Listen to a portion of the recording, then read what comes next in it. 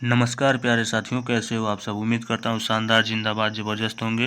प्यारे साथियों, आज की इस क्लास में हम railway group D exam previous year के टॉप 20 क्वेश्चन को देखने वाले हैं, जो आप सभी के लिए बहुत ही ज़्यादा इंपॉर्टेंट रहने वाला है।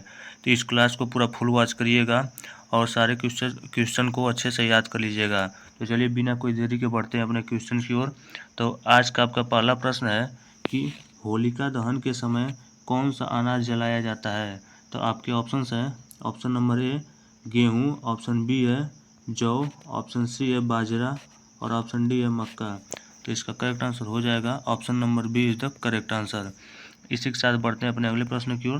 प्रश्न नंबर दो पूछा है कि श्रीलंका में कौन सी जनजाति पाई जाती है।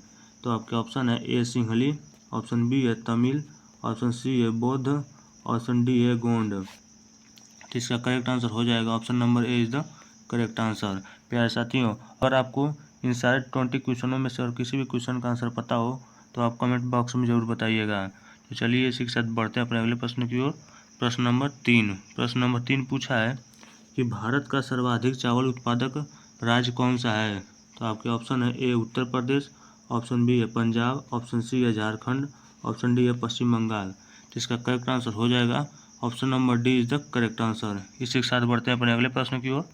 प्रश्न नंबर चार पूछा है कि भारत में सर्वाधिक स्वर्ण उत्पादन करने वाला राज्य है। तो आपके ऑप्शन है ए केरल, ऑप्शन बी है कर्नाटक, ऑप्शन सी है महाराष्ट्र, ऑप्शन डी है पंजाब।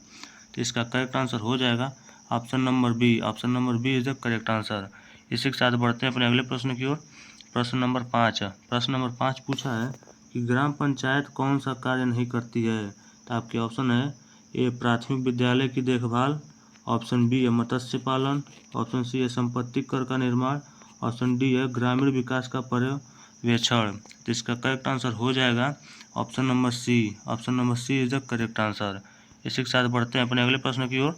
प्रश्न नंबर छः पूछा है कि ग्रामीण क्षेत्र में छोटे छोटे विवादों का निपटारा कौन करता है। तो आपके ऑप्शन है ए जिलाधीश, ऑप्शन बी है जिला पदाधिकारी, ऑप्शन सी है अनुमंडलाधिकारी, ऑप्शन डी है जिलाध्यक्ष। तो इसका करेक्ट आंसर हो जाएगा option number C is the correct answer. इसी के साथ बढ़ते हैं अपने अगले प्रश्न की ओर। प्रश्न नंबर सात पूछा है कि भारत द्वारा प्रक्षेपित प्रथम उपग्रह है। आपके ऑप्शन है option number A Bhaskar, option B है आर्यभट्ट, ऑप्शन सी है वरुण, ऑप्शन डी है अग्नि। तो इसका करेक्ट आंसर हो जाएगा option number B is the correct answer. इसी के साथ बढ़ते हैं अपने अगले प्रश्न की ओर।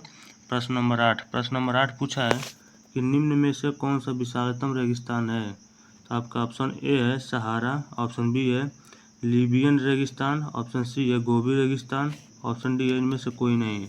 इसका करेक्ट आंसर हो जाएगा option number A is the correct answer. इसी के साथ बढ़ते हैं अपने अगले प्रश्न की ओर। प्रश्न नंबर नौ पूछा है कि सेंट्रल रेलवे का कार्यालय कहाँ है। तो आपके ऑप्शन ए है आपका हैदराबाद में, ऑप्शन बी है दिल्ली में, ऑप्शन सी है मुंबई में, ऑप्शन डी है कोलकाता में। तो प्यारे साथियों, इस क्वेश्चन नंबर 9 का आंसर आप सभी को कमेंट बॉक्स में बताना है। और आप हमारे चैनल पर पहली बार हैं तो चैनल को सब्सक्राइब कर लीजिएगा और क्लास पसंद आ रही हो तो क्लास को लाइक ज़रूर करिएगा। चलिए इसी के साथ बढ़ते हैं अपने अगले प्रश्न की ओर। प्रश्न नंबर 10 पूछा है कि भारतीय सेना के सर्वोच्च कमांडर कौन है। तो आपके ऑप्शन ए है उप प्रधानमंत्री, ऑप्शन बी है प्रधानमंत्री, ऑप्शन सी है राष्ट्रपति, ऑप्शन डी है रक्षा मंत्री। तो इसका करेक्ट आंसर हो जाएगा option number C is the correct answer. इसी के साथ बढ़ते हैं अपने अगले प्रश्न की ओर। प्रश्न नंबर 11 पूछा है कि महान पुरुष बिरसा मुंडा किस राज्य से संबंधित थे। तो आपके ऑप्शन है ए बिहार, ऑप्शन बी है झारखंड, ऑप्शन सी है पंजाब, ऑप्शन डी है असम। तो इसका करेक्ट आंसर हो जाएगा option number B is the correct answer. इसी के साथ बढ़ते हैं अपने अगले प्रश्न की ओर। प्रश्न नंबर 12 पूछा है कि भाखड़ा नांगल बांध परियोजना किस राज्य में स्थित है। तो आपके ऑप्शन है ए बिहार, ऑप्शन बी है कर्नाटक, ऑप्शन सी है पंजाब, ऑप्शन डी है पश्चिम बंगाल। तो इसका करेक्ट आंसर हो जाएगा option number D is the correct answer. इसी के साथ बढ़ते हैं अपने अगले प्रश्न की ओर। प्रश्न नंबर 13 पूछा है कि भारत में रबड़ का उत्पादन किस राज्य में सर्वाधिक होता है। तो आपके ऑप्शन है A Bihar, option B Haryana, option C Punjab, option D Kerala. तो इसका करेक्ट आंसर हो जाएगा option number D. Option number D is the correct answer.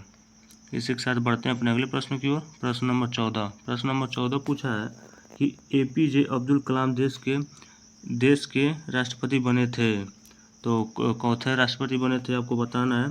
तो आपके ऑप्शन है ए 9वें राष्ट्रपति, ऑप्शन बी है 11वें, ऑप्शन सी है 12वें, ऑप्शन डी है 10वें। इसका करेक्ट आंसर हो जाएगा option number C is the correct answer, यानी कि एपीजे अब्दुल कलाम अपने भारत देश के 12वें राष्ट्रपति बने थे। और प्यारे साथियों, आप सभी को कमेंट बॉक्स में एपीजे अब्दुल कलाम का पूरा नाम बताना है। तो चलिए इसी के साथ बढ़ते हैं अपने अगले प्रश्न की ओर। प्रश्न नंबर 15। प्रश्न नंबर 15 है कि भारत में सबसे लंबा रेल मार्ग कौन सा है। तो आपके ऑप्शन है ए रेलवे पूर्वोत्तर रेलवे, ऑप्शन बी दक्षिण मध्य रेलवे, ऑप्शन सी उत्तर रेलवे, ऑप्शन डी पूर्व रेलवे। इसका करेक्ट आंसर हो जाएगा option number C is the correct answer. इसी के साथ बढ़ते हैं अपने अगले प्रश्न की ओर। प्रश्न नंबर 16 पूछा है कि चना किस फसल के अंतर्गत आता है। तो आपके ऑप्शन है ए दलहन, ऑप्शन बी तिलहन, ऑप्शन सी खरीफ फसल, ऑप्शन डी रेशेदार फसल। तो इसका करेक्ट आंसर हो जाएगा ऑप्शन नंबर ए, यानी कि चना दलहन फसल के अंतर्गत आता है। इसी के साथ बढ़ते हैं अपने अगले प्रश्न की ओर। प्रश्न नंबर 17। प्रश्न नंबर 17 पूछा है कि भारत किस वस्तु का सबसे ज़्यादा निर्यात करता है। तो आपके ऑप्शन है ए कॉफ़ी का, ऑप्शन बी मैंगनीज का, ऑप्शन सी सूती कपड़े का, ऑप्शन डी अभ्रक का। तो इसका करेक्ट आंसर हो जाएगा ऑप्शन नंबर सी, भारत सूती कपड़े का सबसे ज़्यादा निर्यात करता है। इसी के साथ बढ़ते हैं अपने अगले प्रश्न की ओर।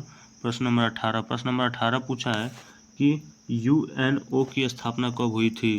तो इसका आपका ऑप्शन दिया हुआ है कि ऑप्शन ए 1945 में, ऑप्शन बी 1934 में, ऑप्शन सी 1949 में और ऑप्शन डी है 1947 में। तो इसका करेक्ट आंसर हो जाएगा option number A is the correct answer, यानी कि यूएनओ की स्थापना 1945 में हुई थी। इसी के साथ बढ़ते हैं अपने अगले प्रश्न की ओर। प्रश्न नंबर 19। प्रश्न नंबर 19 पूछा है कि दादा साहेब फाल्के पुरस्कार से सम्मानित प्रथम व्यक्ति थे। तो आपके ऑप्शन है A Ashok Kumar, option B Satyajit Ray, option D Devika Rani, option D Prithviraj Kapoor.